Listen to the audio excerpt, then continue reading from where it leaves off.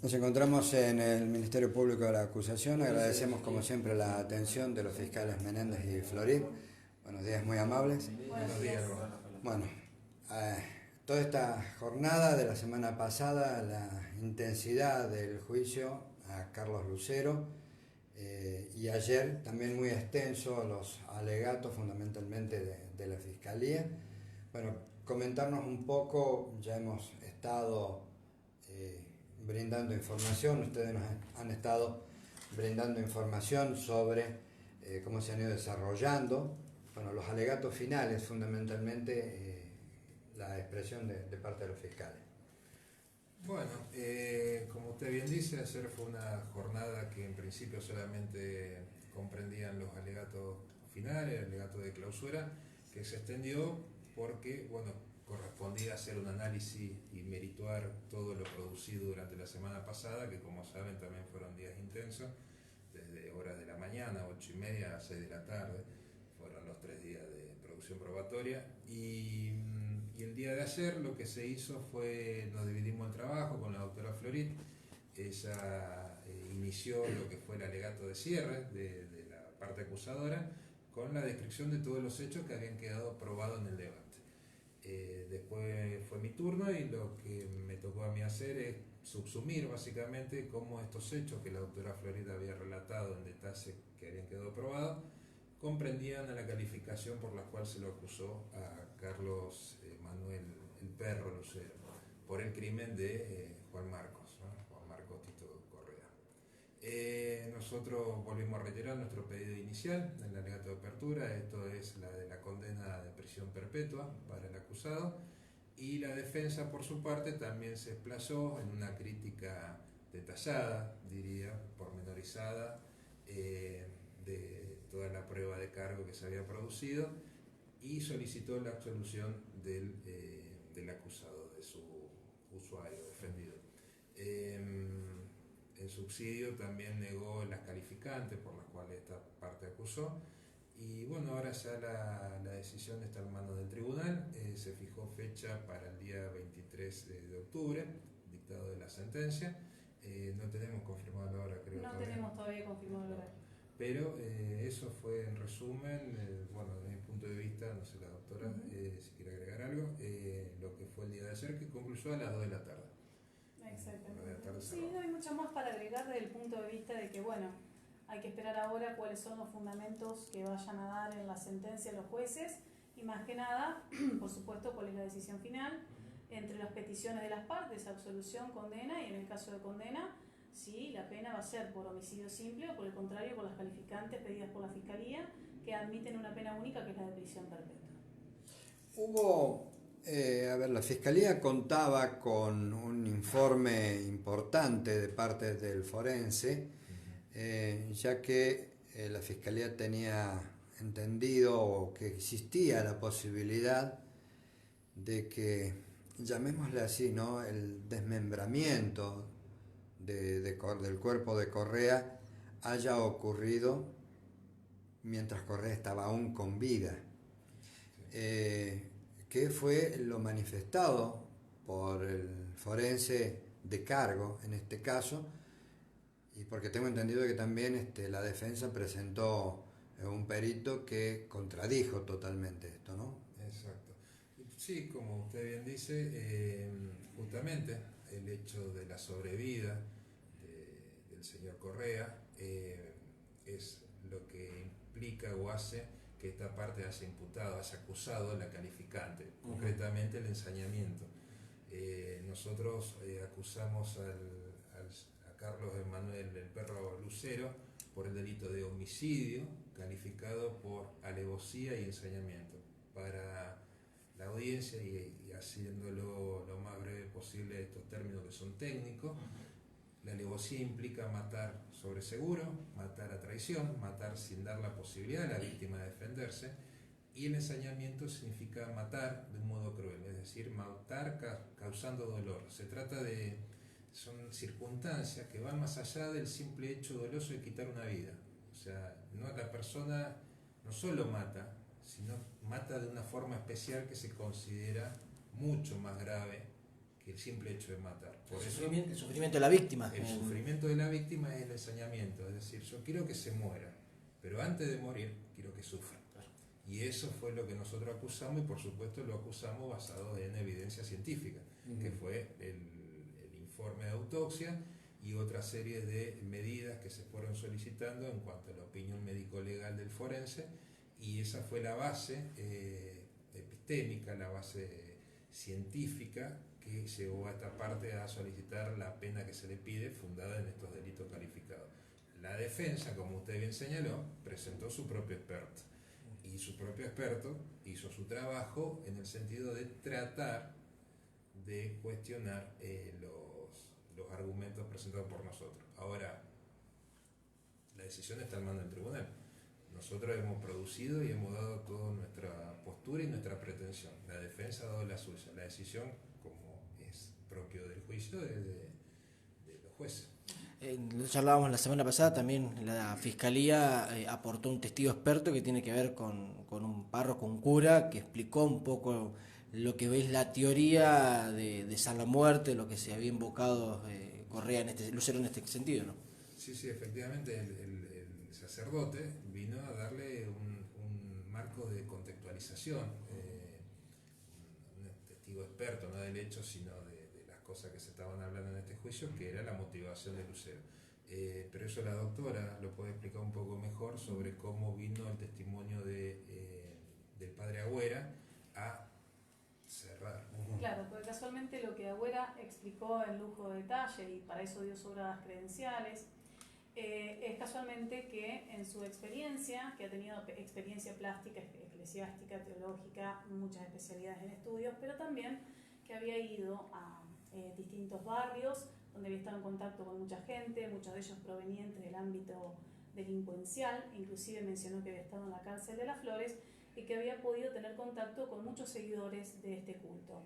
En este contacto asiduo del padre con el culto, lo que nos pudo comentar es que se iniciaban haciéndoles ofrendas a San la Muerte con, por ejemplo, cosas menores, por ejemplo, un poco de alcohol, un chocolate, prenderle alguna vela, que luego eso iba increciendo en cuanto a los sacrificios, llamémosle así, que se hacían a este santo, llegando inclusive a sangre de animales, a veces a la sangre del propio creyente y posteriormente al máximo sacrificio, que es el sacrificio de una vida humana. Esto por darle un marco en donde contextualizar hasta dónde llegó en la teoría del caso de la Fiscalía el señor Lucero en este sacrificio humano que llegó a brindarle a San la Muerte. También dijo algo muy importante el padre Agüera, que es que a diferencia de lo que ocurre con cualquier religión, donde la persona le ruega a Dios, hablemos de cualquier religión, sí, de las conocidas, ¿no es cierto?, católica, evangélica, etcétera, donde le ruega a Dios para que Dios le conceda una gracia, en este culto lo que se logra es dominar a la divinidad a través del sacrificio brindado a fin de obtener de la divinidad directamente un beneficio, que por lo general, aunque no es la única posibilidad, pasa por el amor, retornar el amor de una persona, o vengarse de sus enemigos, o protegerse de sus enemigos, o protegerse de la policía cuando hablamos del ámbito delincuencial, que es el que sigue, llegando inclusive muchas personas a incrustarse en la piel huesos de cementerio, por ejemplo, entre todos los sacrificios que se realizan. Muy de secta. Claro. Exactamente. Sí, es que más de religión que de secta. En realidad la posición de la Iglesia niega absolutamente reconocimiento de esto, que consideran que no es un hecho biológico que se adora, o sea, la muerte es un hecho de la vida, claramente, de todo ser orgánico, de todo ser vivo. Entonces, bueno, los criterios de la Iglesia son de no reconocer nada máxime, porque lo que se persigue es siempre la realización de algún mal. Y eso es lo que está prohibido, ¿no es cierto? Así que oficialmente no. Habíamos hablado, doctor, que una de las también pruebas de cargo que había presentado la Fiscalía eran reportajes o filmaciones de personas que están detenidas, privadas de la libertad, que han compartido celda con Lucero. Y en esas manifestaciones, le pregunto ahora ya finalizado el juicio, en esas manifestaciones comentaban que Lucero relataba el hecho y hasta con placer, hasta con satisfacción. Sí, usted hace referencia a lo que fueron los adelantos jurisdiccionales de testimonios. Esa es una medida prevista en el Código de Procedimiento, en la cual lo que se hace, se adelanta en el periodo de investigación una partecita del juicio, puede ser por distintos motivos, pueden ser varios, se solicita y se hace ante un juez, ¿no es cierto? Es el adelantamiento de una parte de lo que eventualmente va a ser el juicio.